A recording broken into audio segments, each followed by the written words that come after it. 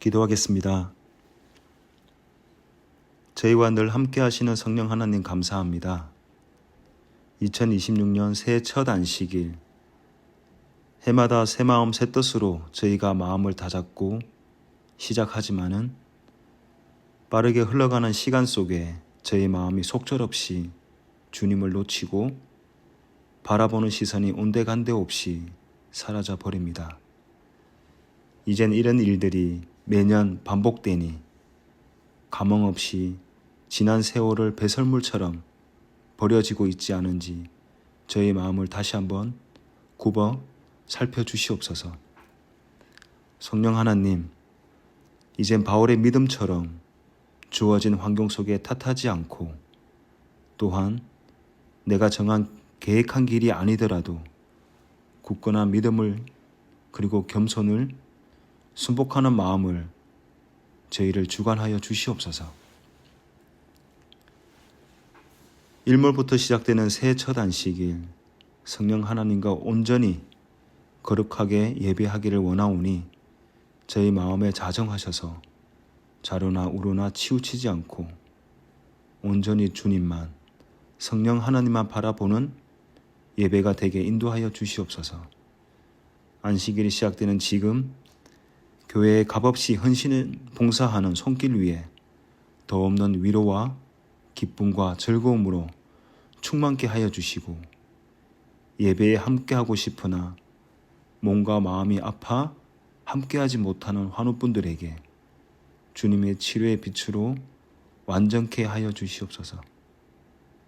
이 모든 것이 다 이루어질 것을 믿고 감사드리며 죄에서 구원하신 예수님 이름으로 기도드리옵나이다. 아멘.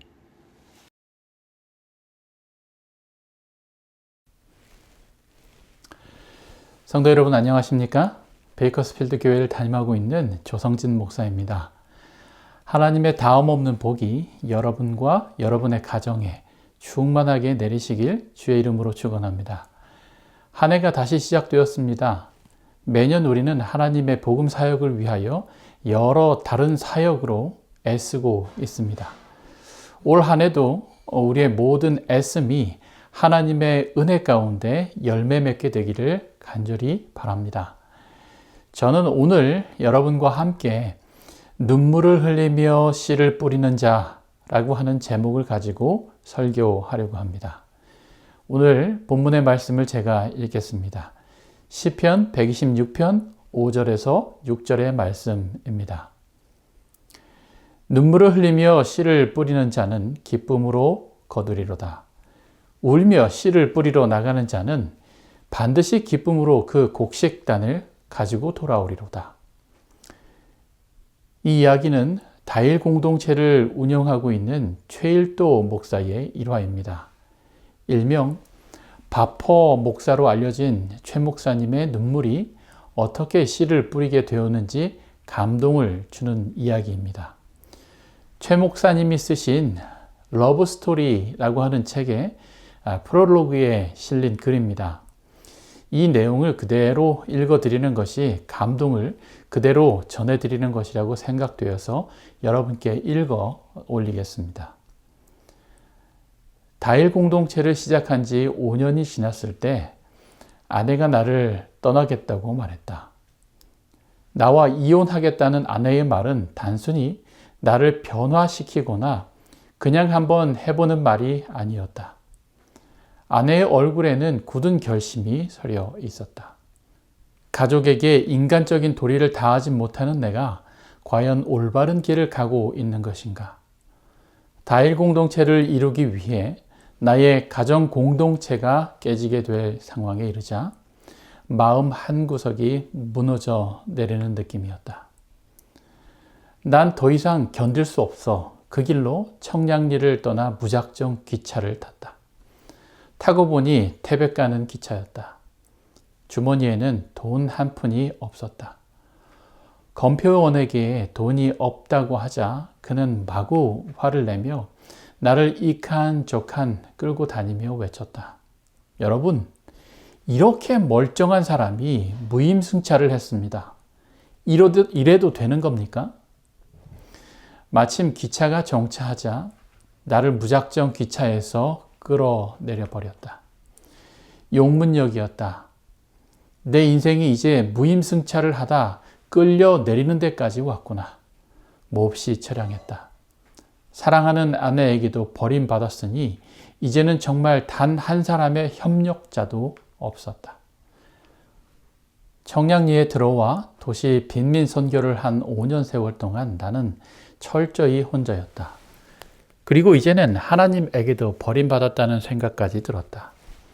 심한 두려움과 참담함 속에 갇혀 더 이상 지탱할 힘이 없어진 나는 사람들이 다 나를 향해 손가락질 하는 것 같은 느낌에 큰 길로 걸어갈 수도 없었다. 용문산의 인적 드문 길을 따라 오르기 시작했다.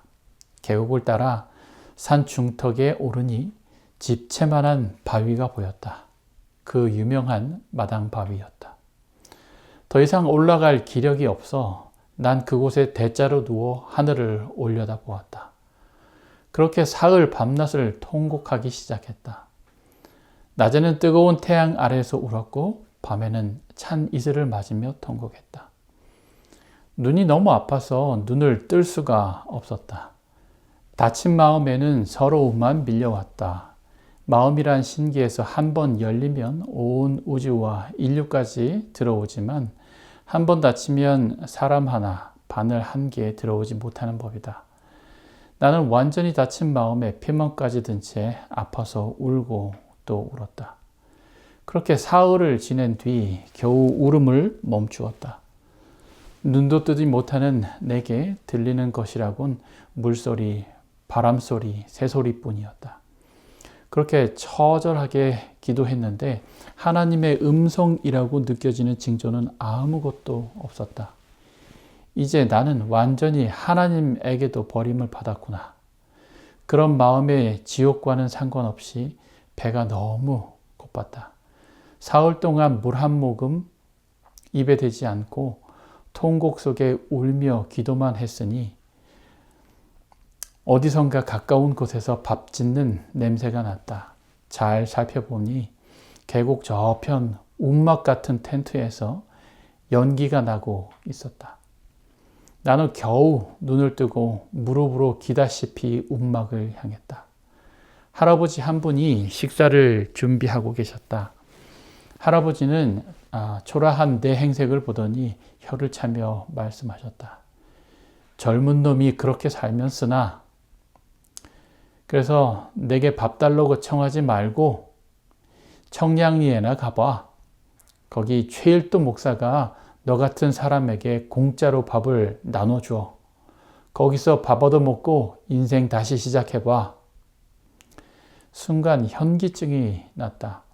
그때까지 버림받았다는 두려움 따위가 순식간에 사라지는 데서 오는 현기증이었다. 용문산 깊은 곳에서 사흘 밤낮을 울고 난 뒤 난모를 약속해낸 할아버지의 말이 하나님의 음성으로 들렸다. 모두가 나를 잊고 심지어 하나님께서도 나를 잊으셨다고 생각했는데 그런 나를 위해 하나님이 응답을 주신 것이다. 일도야, 일도에게 찾아가라. 나는 믿을 수 없을 정도로 힘차고 가벼운 발걸음으로 용문산을 내려와 그 길로 청량리로 돌아왔다. 그 뒤 나와 공동체에는 기적이라 할 수밖에 없는 일이 계속 일어났다. 나 역시 단 한 번도 하나님의 존재를 잊은 적이 없다. 정말 감동적인 간증입니다. 이와 같은 간증이 우리의 간증이 되기를 바랍니다. 설교를 시작하면서 정말 은혜로운 간증이었기 때문에 함께 공유하고 싶었습니다. 오늘 본문의 말씀을 읽으면서 많은 분들이 선교와 관련하여 하나님의 복음의 씨앗을 뿌리는 것과 연관하여 생각했을 것이라고 생각합니다. 하나님의 복음을 전하는 것에는 때로 아주 큰 희생이 뒤따르기도 합니다. 사도들이 그랬던 것 같이 자신들의 생명과 삶을 포기하는 사람들도 있습니다. 보통의 사람들은 할 수 없는 중요한 그런 것을 복음 전도를 위하여 포기하는 하나님의 종들도 있는 것입니다. 이렇듯 복음의 씨앗을 뿌리는 일에는 때때로 아주 큰 희생을 해야 할 때도 있는 것이죠. 그러나 오늘 본문의 이야기는 사실 복음 전도에 대한 그런 이야기가 아닙니다. 본문의 내용과 복음서에 나오는 씨 뿌리는 자의 비유가 서로 섞이면서 눈물을 흘리며 씨를 뿌리는 자에 대한 내용이 이 복음 전도에 대한 내용으로 이해되기 시작된 것이죠. 복음 전도의 사명을 가진 우리가 하나님이 주신 사명을 행할 때 여러 어려움이 있는 것이 사실입니다. 때로는 눈물을 흘리며 참아야 할 때도 있고, 최일도 목사님이 겪으셨던 여러 어려움들과 같이 사명에서 벗어나고 싶지만 그 사명이 너무도 분명하고 또 그 사명을 벗어 던지지 못해서 아픔과 어려움이 있어도 계속 그 일을 할 수밖에 없을 때도 있는 것입니다. 그러나 오늘 본문의 이야기는 복음 전도에 대한 이야기가 아닌 것입니다. 그렇다면 오늘 본문의 말씀은 과연 무엇에 대한 말씀일까요? 오늘 함께 묵상을 하며 은혜를 나누기를 바랍니다. 먼저 오늘 본문의 말씀이 어떤 기별인지 함께 좀 더 살펴보겠습니다. 시편 126편 이 성경절은 모두 6절로 되어 있습니다. 1절에서 3절을 읽어보겠습니다. 여호와께서 시온의 포로를 돌려보내실 때에 우리는 꿈꾸는 것 같았도다. 그때에 우리 입에는 웃음이 가득하고 우리 혀에는 찬양이 찼었도다. 그때에 문나라 가운데서 말하기를 여호와께서 그들을 위하여 큰 일을 행하셨다 하였도다. 여호와께서 우리를 위하여 큰 일을 행하셨으니 우리는 기쁘도다. 이스라엘 백성은 주전 586년에 바벨론에 의해 예루살렘이 멸망하고 포로로 끌려갔습니다. 다니엘서를 공부하면 느부갓네살 왕이 어떻게 예루살렘을 공격하고 다니엘과 또 백성들을 바벨론으로 끌고 갔는지 알려주고 있죠. 그러나 이 포로 기간은 영원히 계속될 것이 아니라 바벨론이 멸망하고 메데 페르시아 제국이 이 바벨론을 점령하면서 이 포로 기간은 끝나게 되었습니다.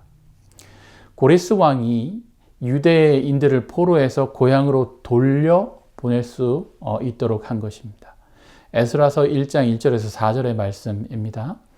바사왕 고레스 원년에 여호와께서 예레미야의 입을 통하여 하신 말씀을 이루게 하시려고 바사왕 고레스의 마음을 감동시키심에 그가 온 나라에 공포도 하고 조소도 내려 이르되 바사왕 고레스는 말하노니 하늘의 하나님 여호와께서 세상 모든 나라를 내게 주셨고 나에게 명령하사 유다 예루살렘의 성전을 건축하라 하셨나니 이스라엘의 하나님은 참 신이시라.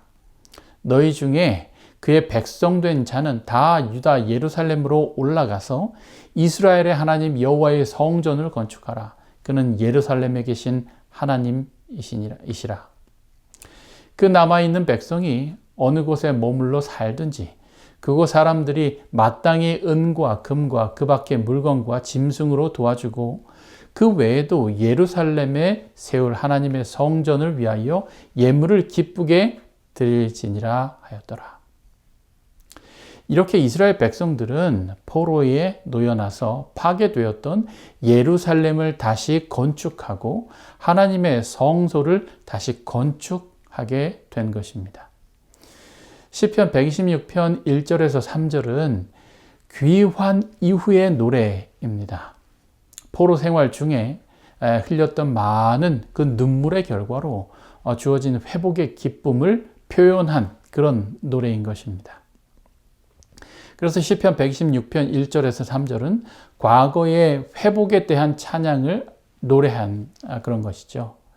여호와께서 시온의 포로를 돌려보내실 때에 우리는 꿈꾸는 것 같았도다 라고 노래합니다. 백성들은 귀환의 순간을 꿈만 같은 기적으로 묘사한 것이죠. 그리고 시편 126편 4절에서 6절은 현재의 눈물과 미래의 소망을 노래한 것입니다. 여호와여 우리의 포로를 남방 시내들 같이 돌려보내소서. 하지만 아직 완전한 회복은 이루어지지 않았기 때문에 지속적인 회복을 간구하는 것입니다. 바로 이때 눈물을 흘리며 씨를 뿌리는 자의 고백이 나오는 것입니다.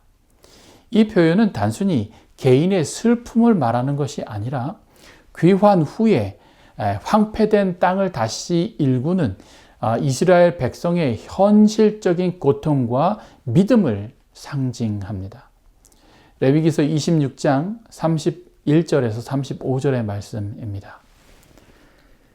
내가 너희의 성읍을 황폐하게 하고 너희의 성소들을 황량하게 할 것이요 너희의 향기로운 냄새를 내가 흠명하지 아니하고 그 땅을 황무하게 하리니 거기 거주하는 너희의 원수들이 그것으로 말미암아 놀랄 것이며 내가 너희를 여러 민족 중에 흩을 것이요 내가 칼을 빼어 너희를 따르게 하리니 너희의 땅이 황무하며 너희의 성읍이 황폐하리라. 너희가 원수의 땅에 살 동안에 너희의 본토가 황무할 것이므로 땅이 안식을 누릴 것이라. 그때에 이 땅이 안식을 누리리니 너희가 그 땅에 거주하는 동안 너희가 안식할 때의 땅은 쉬지 못하였으나 그 땅이 황무할 동안에는 쉬게 되리라. 이렇게 가나안 땅이 황폐하게 된 그 이유를 하나님은 이렇게 말씀하시는 것입니다. 레위기 26장 14절에서 16절의 말씀입니다. 그러나 너희가 내게 청종하지 아니하여 이 모든 명령을 준행하지 아니하며 내 규례를 멸시하며 마음에 내 법도를 싫어하여 내 모든 계명을 준행하지 아니하며 내 언약을 배반할진대 내가 이같이 너희에게 행하리니 곧 내가 너희에게 놀라운 재앙을 내려 폐병과 열병으로 눈이 어둡고 생명이 쇠하게 할 것이요 너희가 파종한 것은 헛되리니 너희의 대적이 그것을 먹을 것임이며 즉 가나안 땅이 황폐해지고 재앙으로 황무한 땅이 된 것은 하나님의 말씀을 청종하지 않고 하나님의 명령을 준행하지 않았기 때문이라고 했습니다. 그리고 수백 년의 시간 동안에 이스라엘 백성들은 하나님의 여러 선지자들의 경고에도 불구하고 하나님의 말씀을 듣지 않았고 그 명령을 준행하지 않았습니다. 그렇게 하나님은 바벨론을 통해서 하나님께서 예언하신 것을 이루신 것입니다. 그러나 하나님의 은혜로 그 땅이 황폐한 대로 버리지 않으시고 70년 만에 이스라엘 백성들이 다시 그 땅에 와서 다시 성전을 건축할 수 있게 된 것입니다. 그래서 그들 가운데 기쁨이 있었던 것이죠. 그 기쁨을 시편 126편 1절에서 3절에서 표현하고 있는 것입니다. 그러나 말씀드렸다시피 이 회복은 아직 지속적 회복의 단계에 있지 않았던 것 같습니다. 그래서 그들은 눈물을 흘리며 씨를 뿌리는 것입니다. 이 눈물은 복음 전도의 어려움을 말하는 것이 아니라 하나님 앞에 회개하는 마음의 눈물인 것입니다. 즉 눈물의 씨 뿌림은 믿음과 회개의 행동이고 기쁨의 단수학은 하나님의 약속의 성취를 소망하고 기대하는 것을 의미하는 것이죠. 레위기서 20장 24절의 말씀입니다. 내가 전에 너희에게 이르기를 너희가 그들의 땅을 기업으로 받을 것이라.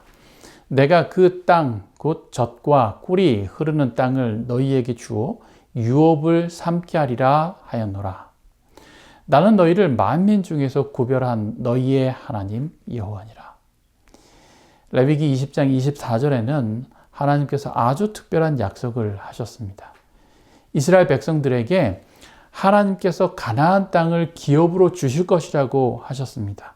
그리고 그 땅은 젖과 꿀이 흐르는 그런 땅이 되리라고 하나님께서 말씀하신 것이죠. 여러분 혹시 젖과 꿀이 흐르는 땅을 보신 적이 있으신지요? 땅에서 석유가 나기도 하고 또 금이 나오기도 하지만은 젖과 꿀이 흐르는 땅은 상상하기 어렵죠. 그러나 성경에는 많은 비유적 표현들이 등장하는데 이 표현도 그런 표현 가운데 하나입니다. 그리고 또 하나 유의해 보아야 할 것은 이 표현이 우리의 믿음과 순종과 아주 밀접하게 연관이 되어 있다라고 하는 것입니다. 신명기 11장 11절에서 17절의 말씀입니다. 너희가 건너가서 차지할 땅은 산과 골짜기가 있어서 하늘에서 내리는 비를 흡수하는 땅이요 내 하나님 여호와께서 돌보아 주시는 땅이라. 연초부터 연말까지 내 하나님 여호와의 눈이 항상 그 위에 있느니라. 내가 오늘 너희에게 명하는 내 명령을 너희가 만일 청종하고 너희의 하나님 여호와를 사랑하여 마음을 다하고 뜻을 다하여 섬기면 여호와께서 너희의 땅에 이른 비, 늦은 비를 적당한 때에 내리시리니 너희가 곡식과 포도주와 기름을 얻을 것이요 또 가축을 위하여 들에 풀이 나게 하시리니 내가 먹고 배부를 것이라. 너희는 스스로 삼가라. 두렵건대 마음에 미혹하여 돌이켜 다른 신들을 섬기며 그들에게 절함으로 여호와께서 너희에게 진노하사 하늘을 닫아 비를 내리지 아니하여 땅의 소산을 내게 내지 않게 하심으로 너희가 여호와께서 주신 아름다운 땅에서 속히 멸망할까 하노라. 이 말씀은 하나님께서 이스라엘 백성에게 하신 약속과 또한 경고의 말씀입니다. 가나안 땅에 들어가는 이스라엘 백성들에게 하신 하나님의 약속은 이른 비와 또 늦은 비를 적당한 때에 내리시겠다는 것입니다. 이른 비는 여러분 파종할 때 내리는 비이고 늦은 비는 곡식이 잘 익도록 돕는 역할을 하는 것이죠. 즉 이른 비와 늦은 비를 통해서 곡식이 잘 익도록 하시겠다는 그런 약속의 말씀입니다. 한번 곰곰하게 여러분 생각해 보시기 바랍니다. 열매가 있다는 것, 곡식이 있다는 것은요, 분명 벌들이 수정을 돕지 않으면 안 되는 그런 것이죠. 이렇게 꽃이 많이 피는 것은 하나님께서 이른 비와 늦은 비를 적당한 때에 주지 않으시면 불가능한 그런 일입니다. 뿐만 아니라 이와 같은 풍성함으로 들판에 있는 가축들은 충분히 먹을 풀을 얻고 그 결과로 풍성한 젖을 내는 것입니다. 그런데 이와 같은 약속의 조건이 있는 것입니다. 신명기 11장 13절의 말씀이죠. 내가 오늘 너희에게 명하는 내 명령을 너희가 만일 청종하고 너희의 하나님 여호와를 사랑하여 마음을 다하고 뜻을 다하여 섬기면 가나안 땅 자체가 젖과 꿀이 흐르는 땅인 것이 아니라 이스라엘 백성들이 하나님의 명령을 청종할 때 하나님은 그들에게 이처럼 이른 비와 늦은 비를 통해서 복을 주시는 그런 약속인 것입니다. 가나안 땅은 미국처럼요, 그저 씨만 뿌리면 아무것도 하지 않아도 그런 곡식이 자라는 그런 땅이 아닙니다. 하늘의 비에 온전히 의지할 수밖에 없는 그런 땅인 것입니다. 그런데 이와 같은 축복은 이스라엘 백성들의 순종과 여호와 하나님을 사랑하는 것에 달려 있다는 것입니다. 그런데 이 땅이 황폐하게 된 것입니다. 이 땅에 거주하는 사람이 없어져 버린 것입니다. 왜 그럴까요? 신명기 11장 16절에서 17절의 말씀이죠. 너희는 스스로 삼가라. 두렵건대 마음에 미혹하여 돌이켜 다른 신들을 섬기며 그것에게 절함으로 여호와께서 너희에게 진노하사 하늘을 닫아 비를 내리지 아니하여 땅이 소산을 내지 않게 하심으로 너희가 여호와께서 주신 아름다운 땅에서 속히 멸망할까 하노라. 엘리야 시대에 비가 3년 반 동안 내리지 않았던 때가 있습니다. 열왕기상 17장 1절의 말씀입니다. 길르앗에 우거하는 자 중에 디셉 사람 엘리야가 아합에게 이르되 내가 섬기는 이스라엘의 하나님 여호와께서 살아계심을 두고 맹세하노니 내 말이 없으면 수년 동안 비도 이슬도 있지 아니하리라 하니라. 이 말씀만 놓고 보면 마치 엘리야가 비를 내리지 않게 한 것처럼 보이지만은 엘리야가 하나님께 기도했을 때 하나님은 비를 내리신 것을 우리는 성경을 통해서 알게 됩니다.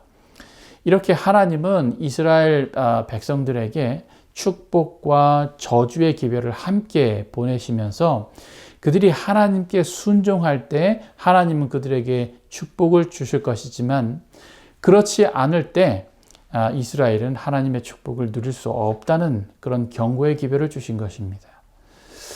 그들의 땅이 황폐하게 되고 땅에 소산이 없으며 가축은 젖을 내지 못하는 것입니다. 다시 시편의 말씀으로 돌아가 봅시다. 눈물을 흘리며 씨를 뿌리는 자는 이런 배경 속에서 이해돼야 합니다. 지금까지 황폐한 곳이었는데 회복에 대한 기대와 소망이 없이 그 땅에 씨를 심을 수 있을까요?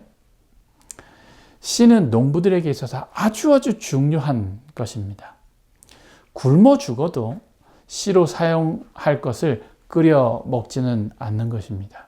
그런데 이 씨를 황폐한 땅에 비에 대한 확신도 없이 여러분 심을 수 없는 것입니다.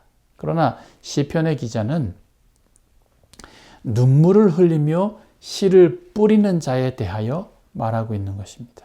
즉 스스로의 죄악을 깨닫고 황폐함의 원인이 자신의 죄악과 또 하나님의 말씀을 청종하지 않은 것임을 인정하고 회개하는 그런 눈물인 것입니다.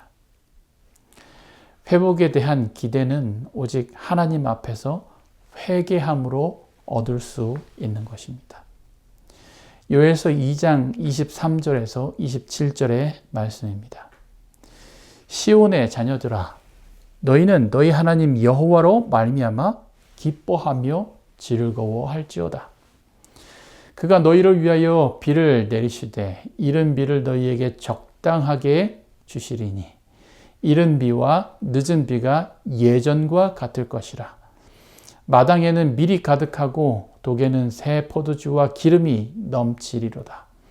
내가 전에 너희에게 보낸 큰 군대 곧 메뚜기와 느치와 황충과 팥중이가 먹은 횟수대로 너희에게 갚아주리니 너희는 먹되 풍족히 먹고 너희에게 놀라운 일을 행하신 너희 하나님 여호와의 이름을 찬송할 것이라. 내 백성이 영원히 수치를 당하지 아니하리로다.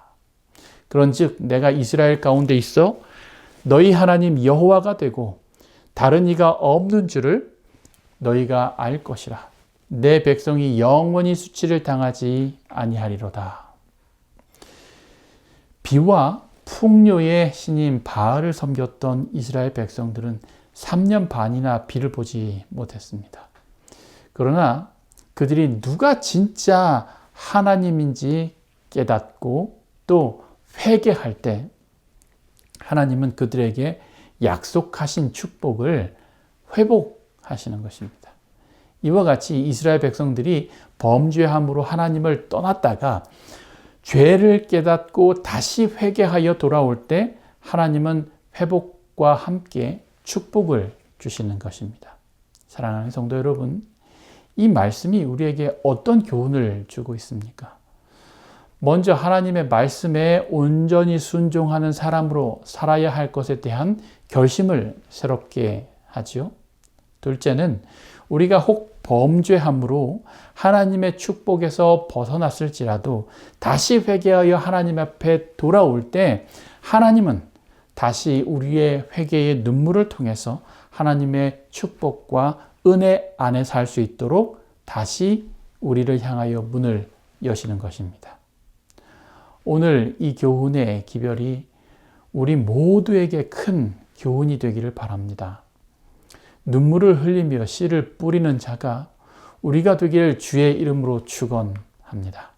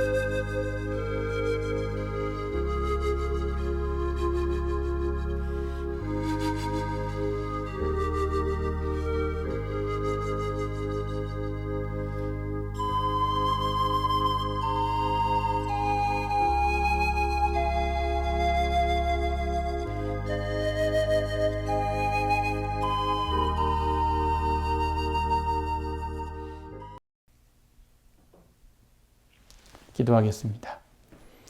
하늘에 계신 아버지 하나님, 2025년을 잘 보내게 도와주시고 새로운 한 해를 살게 하시니 감사합니다.